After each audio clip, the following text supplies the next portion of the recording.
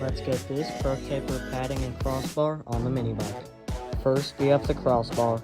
Let's go ahead and cut this open. Now that that's done, let's get her on.